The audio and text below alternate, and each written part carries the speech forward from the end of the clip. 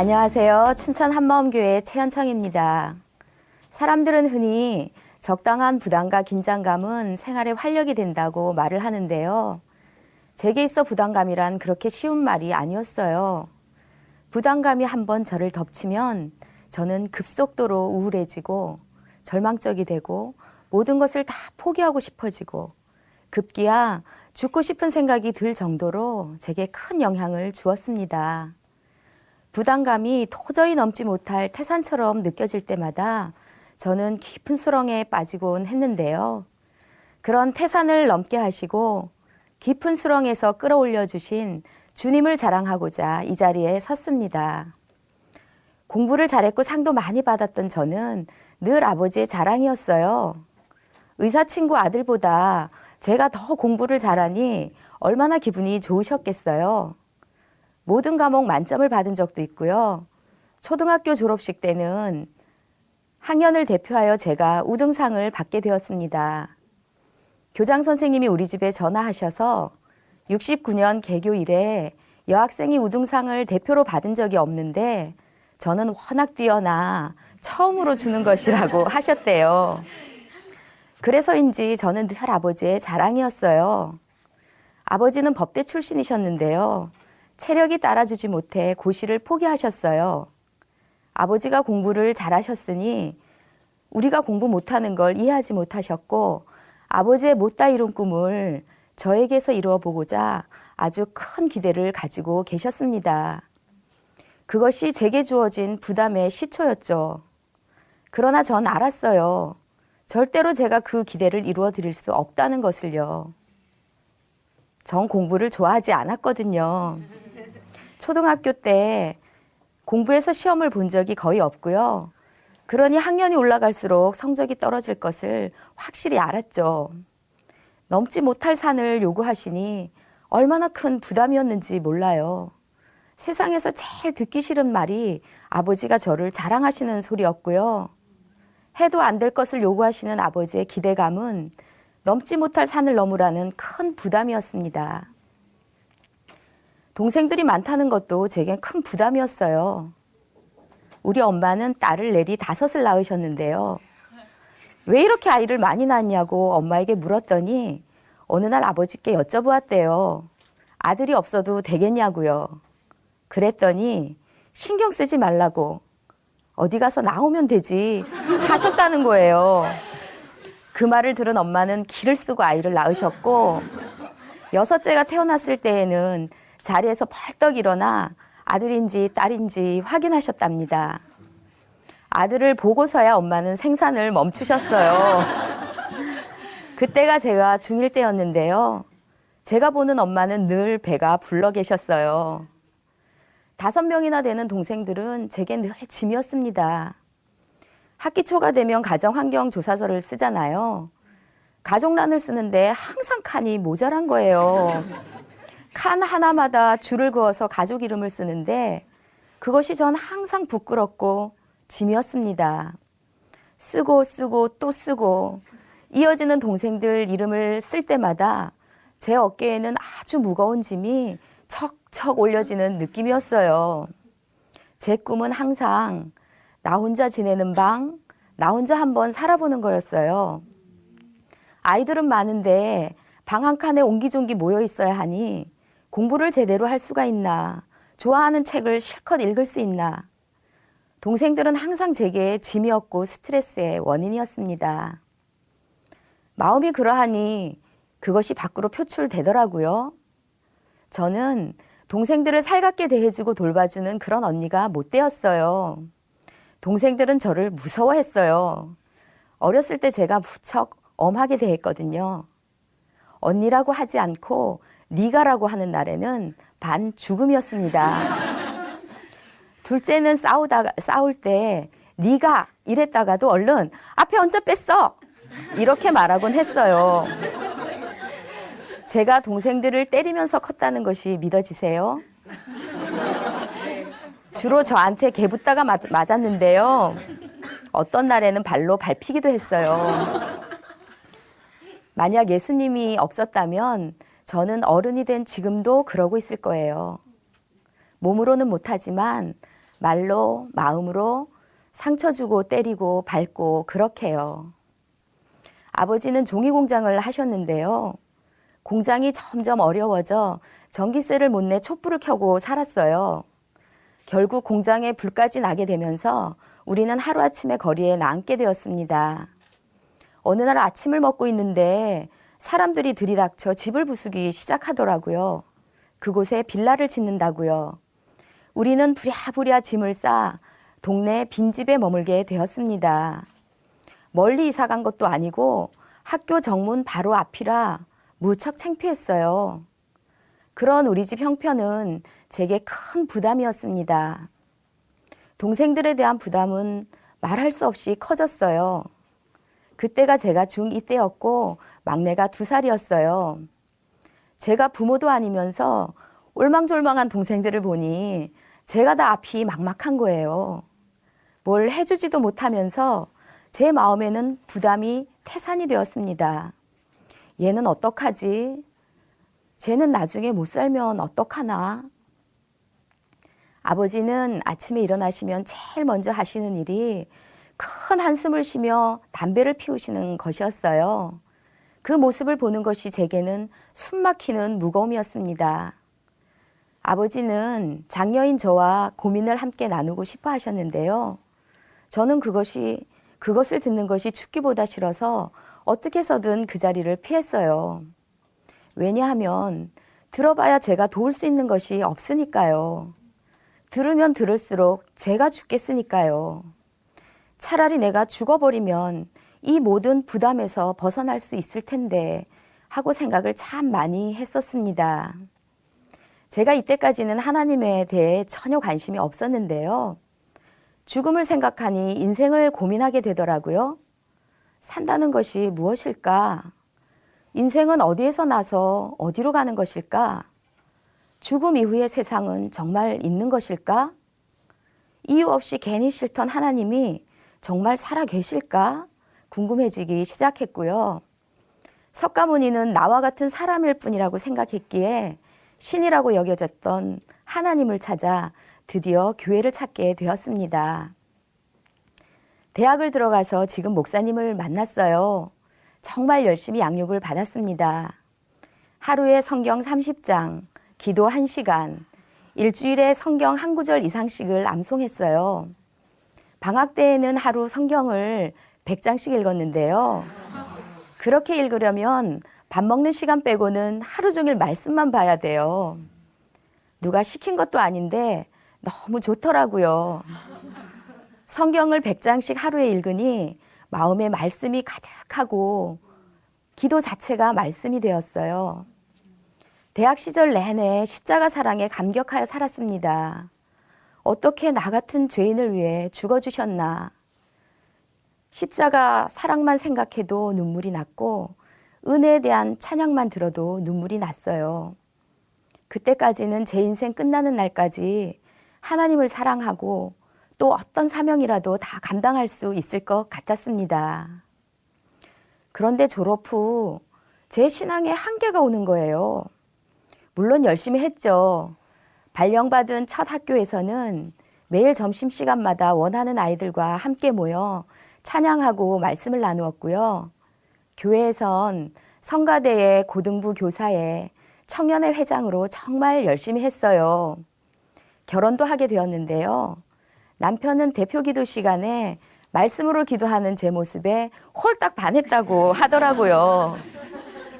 입을 열면 말씀이 술술술 나왔으니까요. 남들 보기엔 훌륭한 신앙인이었죠.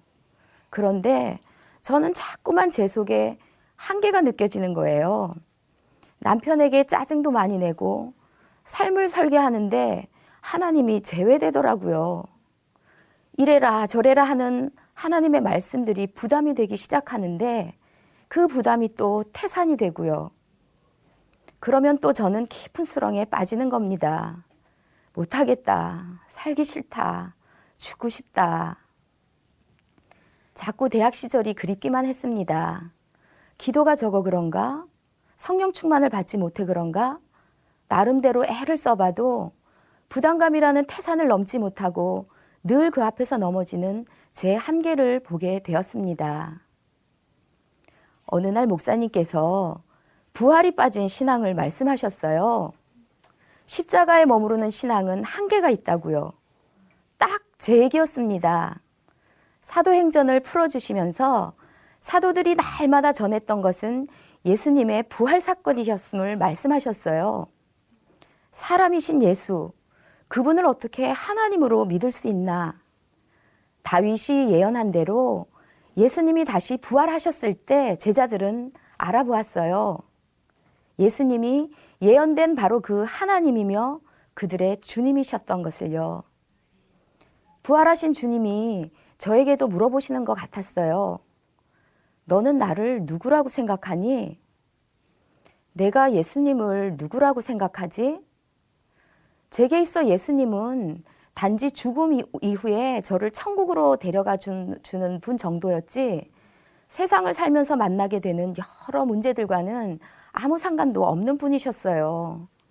그러니 인생은 제가 살아야 했죠. 염려가 생기면 염려하고 문제가 생기면 부담감에 눌리고 제 인생의 주인은 바로 저였습니다. 왜 제 신앙에 한계가 왔는지 알겠더라고요.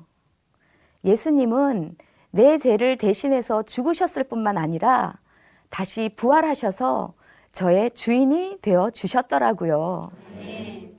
아, 원래 예수님이 나의 주인이셨구나. 믿는다는 것은 예수님을 주인으로 믿는 거구나.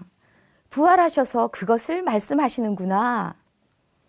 저도 제자들처럼 고백할 수 있게 되었어요. 하나님, 제 인생의 주인은 저였어요. 예수님을 믿지 않고 살았던 것을 회개합니다. 예수는 나의 주, 나의 하나님이십니다. 예수님이 저의 주인 되시니 드디어 염려도 부담도 떨쳐버리게 되었습니다. 한계에 갇혀 살던 제가 한계를 뛰어넘는 삶을 살게 되더라고요. 어느 날 아버지께서 부르셨어요. 하던 일을 정리해야겠다. 그런데 갚아야 할 빚이 있다. 어떻게 하면 좋겠니?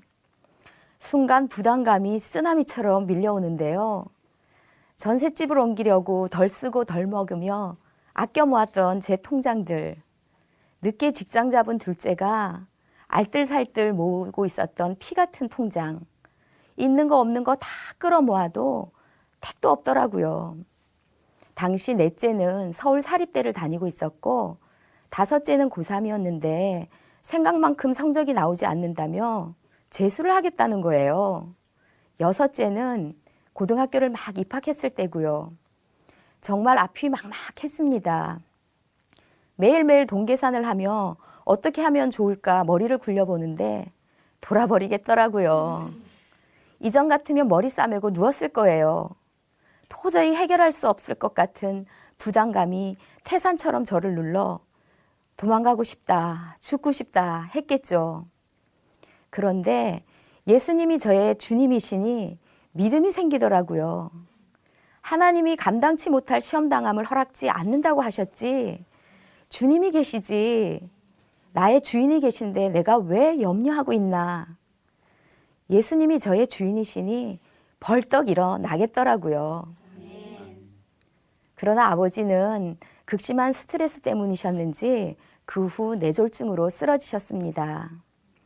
언어 장애가 오니 말이 어눌해지고 시계를 보고 달걀이라고 하시는데 정말 당황스럽더라고요. 두 번째 쓰러지셨을 때는 마비가 와서 자리에 누우시게 됐고요. 세 번째 쓰러지셨을 때는 사람을 거의 알아보지 못하셨어요. 그렇게 지내신 것이 10년인데요. 되돌아보면 그 시절을 어떻게 헤쳐왔는지 감사만 됩니다. 빚에, 병원비에, 생활비에, 게다가 저는 아이가 셋이나 되었거든요. 그런 세월이 길었는데요. 예수님이 주인이시니까 너무 좋더라고요. 엄마는 예수님이 마치 나에게 날마다 새 힘을 주는 것처럼 힘이 난다며 10년의 병수발을 기쁨으로 하셨어요. 동생들은 오히려 더 철이 드는 거예요. 제가 아버지 빚을 맡았고 둘째와 셋째가 넷째의 학비와 생활비를 맡았는데 넷째가 졸업한 후에 자기도 언니들에게서 받은 것처럼 하겠다며 다섯째를 대학 공부시키고 다섯째는 또 그렇게 여섯째를 대학 공부시키더라고요. 전 그때 알았어요. 동생들이 제게 짐이 아니었다는 것을요. 제게 예수님이 없었다면 저는 부담감으로 인해 엄청난 스트레스를 동생들에게 주었을 거예요.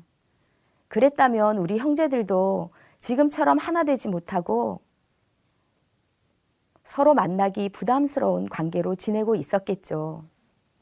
우리 집도 빚을 떠안으니 경제적으로 힘들잖아요. 반찬거리 하나 살래도 자꾸만 머릿속으로 계산하게 되고 누구 밥 한 번 사줄래도 남몰래 계산하게 되더라고요. 또 그러다 보면 서로 예민해져서 돈 문제로 싸울 수도 있잖아요. 그런데 우리 부부는 돈 때문에 눌린 적도 한 번 없고요. 돈 문제로 큰 소리 난 적 한 번 없어요. 남편이 가장 고맙죠. 단 한 번도 제게 불평하거나 원망한 적이 없어요. 오히려 제가 큰 소리 치며 삽니다. 한 번은 남편에게 미안하고 고맙다고 했더니 재물이 다 주님의 것인데 무슨 소리냐고 하더라고요. 주인이 쓰시고자 하는 곳에 쓰는 것이라고요. 남편의 주인도 예수님이시니 너무 좋죠. 하나님의 주권을 인정해드리니 스스로를 뽑는 일도 남을 뽑는 일도 없었습니다. 얼마 전에 엄마가 소천하셨어요. 하나님이 엄마를 참 귀하게 여겨주시는구나 하고 평소에 생각을 참 많이 했었습니다. 지극히 작은 자 하나에게 한 것이 곧 내게 한 것이라고 예수님이 말씀하셨는데 10년의 병수발을 하신 엄마에게 너가 한 것이 곧 내게 한 것이다 라고 하시는 것 같았거든요. 병든 아버지로 인해 오랫동안 꼼짝도 못하셨던 엄마셨는데 아버지의 소천 후 교회 봉사도 한없이 하셨고 전도도 아주 열심히 하셨습니다. 그야말로 모범생이셨죠. 엄마의 오랜 기도로 지난 7월에는 드디어 하나뿐인 아들이 장가도 갔습니다. 그랬던 엄마가 갑자기 하나님의 부르심을 받은 거예요. 간단한 시술을 받으러 들어가신 거였는데 시술 도중 혈전들이 생겨 뇌경색으로 돌아가셨습니다. 친척들은 의료사고 아니냐고 다들 한마디씩 하셨어요. 친정집에 갔는데 동네 분들이 절 붙잡고 그러시더라고요. 왜 멀쩡한 엄마 데려다가 이 지경을 만들었냐. 엄마 몸 건강하게 한 후 데려가지. 왜 약한 엄마 그냥 데려갔냐. 추석이나 지낸 후 데려가지. 명절 밑에 뭐 한다고 병원에 데려갔냐. 엄마 가신 것이 너무 속상하셔서 그런 것은 알겠는데 제 마음이 찢어지고 그 말들이 머리에서 떠나지 않는 거예요. 왜 멀쩡한 엄마 데려다가 이 지경을 만들었냐. 예수님이 저의 주인이 아니셨으면 저는 아마 평생 죄책감과 부담을 안고 살았을 거예요. 동생들과 의논한 일이었지만 최종 결정은 제가 한 것이니까요. 그런데 마음 깊이 상심해 있는 저에게 저의 주인께서 말씀해 주셨습니다. 참새 2마리가 한 아사리온에 팔리는 것이 아니냐. 그러나 너희 아버지께서 허락지 아니하시면 그 하나라도 땅에 떨어지지 아니하리라. 아, 그렇지. 생명의 주인이 예수님이시지. 엄마의 주인도 예수님이시지. 순간 부담이 걷히고 평안이 찾아왔어요. 그리고 감사하게 되었습니다. 둘째도 기도 중에 이미 응답을 받았더라고요. 엄마가 아버지로 인해 오래 고생하셨기 때문에 엄마는 때가 되면 고생 없이 데려가시겠다고요. 엄마는 살아계실 때 엄마가 우리들의 짐이 될까 봐 무척 걱정하셨어요. 아버지처럼 되실까 봐요. 시술 전에도 걱정하시길래 엄마의 주인은 예수님이셔. 엄마가 건강하셔도 예수님이 주인이시고 엄마가 쓰러지고 마비가 와도 엄마의 주인은 예수님이셔요. 모든 염려를 주님께 맡기세요. 그 말을 들은 엄마는 편안하게 수술실에 들어가셨습니다.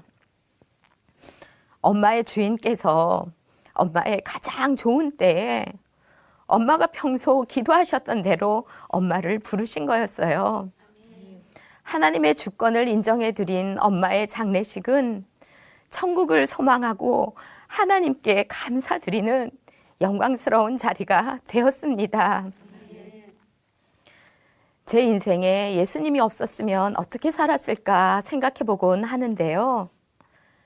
고등학교 시절에는 대학 갈 걱정, 대학 졸업 후에는 취업할 걱정, 취업 후에는 결혼 걱정, 결혼 후에는 자식 걱정. 아마 평생을 걱정과 부담 속에 인생의 종노릇하며 살았을 거예요. 그런 저를 위해 하나님이 이 땅에 사람으로 오셔서 죽고 부활하셔서 저의 주인이 되어 주셨습니다. 사실 처음 저는 예수님이 저의 주인이라고 하셨을 때 예수님도 부담스러웠어요.